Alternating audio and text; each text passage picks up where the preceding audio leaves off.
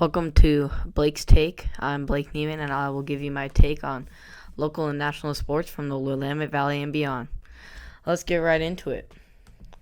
As far as national sports, we're going to dive right into it with the NBA Finals on Sunday. I know I'm a little late on the story, but the Miami Heat defeated the Los Angeles Lakers 115-104. Jimmy Butler had an absolute incredible performance with a 40-point triple-double, only the third player in NBA history to join only Jerry West and LeBron James as the only players in NBA Finals history to record a 40-point triple-double. Despite his incredible performance, he quoted that, "I don't care about the triple-double. I don't care about none of that. I really don't," Butler said after the game. "I want to win. We did that. I'm happy with the outcome." Butler was very humble about their performance, and he wants more than just this one game. He's going for the championship. Come back, kids. On the other side of the game, LeBron James had a controversial walk off the court with only 10 seconds remaining in the game. And look, LeBron James is one of the greatest to ever play a basketball game. But after 17 years, you should probably know that walking off with 10 seconds left in the game is just not acceptable. It's just really not.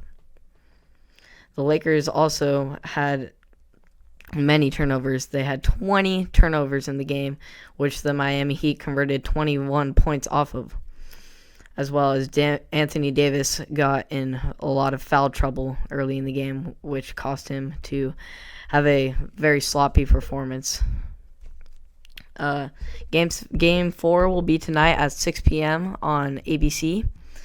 So tune in to watch that to get an incredible performance and a good battle between the Miami Heat and the Los Angeles Lakers.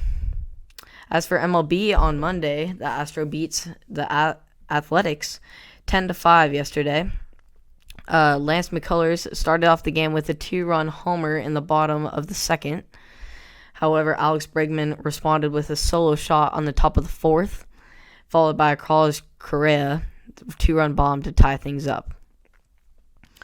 After that, then a 2-out rally at the top of the sixth with nobody on scored 4 runs for the Houston Astros, which caused them to win the game.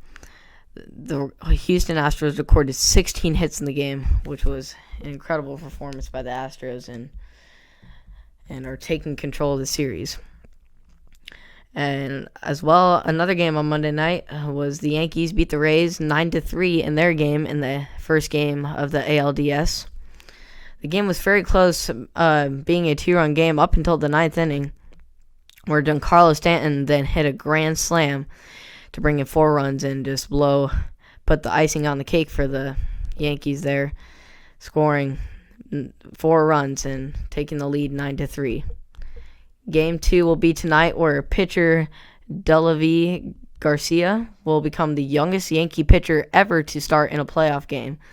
That's pretty hefty for considering the Yankees' status in baseball. So we'll just see how it goes. As far as NFL, we all love some Monday Night Football. Last night, Aaron Rodgers led the Packers to a 30-16 victory with his 4 touchdown passes, 3 of which were to tight end Robert Tonyan. But on the Falcons side, who are on the other side of the loss, they struggled to find hope in the fourth quarter, turning over on downs on both of their only 2 drives in the fourth quarter, which cost them the game. This is the first time the Falcons have started 0-4 since 1999, where they finished 5-11. Not looking too good for them Falcons. In the other game on Monday, between the Patriots and the Chiefs, Cam Newton was out due to COVID-19, so Brian Hoyer got the start. However, he was replaced later in the game by Jarrett Stidham late in the game. However, New England's 4 turnovers caused them to really lose the game and let it get out of hand. And Kansas City ended up winning the game 26-10.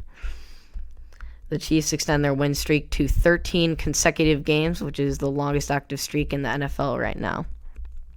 As far as local sports go, around here. Willamette baseball had a doubleheader this weekend. In the first game, they got off to a quick start with 7 runs in the first inning. And however, throughout the game, they had several errors in the infield, which caused them to let loose some runs on the opponent and let them take the lead. However, they did make a late game comeback in the last inning, letting it get in within 2 runs. However, they just could not finish it off and ended up losing 11-13. However, in the second game, it was a much more efficient and dialed-in game for the Warriors. Skylar Bowling pitched a complete game for the Warriors, holding the opponent to only 2 runs. However, due to time restrictions, the Warriors only got to have a 2-2 draw against the opponent. A bum day for the Warriors, but, I mean, they ended up playing hard, and they're going to come out next week strong. They'll be here next week at Stevenson Field at 9 or 10 a.m. So you make sure to come watch them down at Stevenson Field and watch some baseball. It's good to see some sports action down here during these weird times. So I thank you for turning in the first episode of Blake's Take. I'll be here Monday through Friday, 5 days a week, and stay tuned for more. Thank you so much.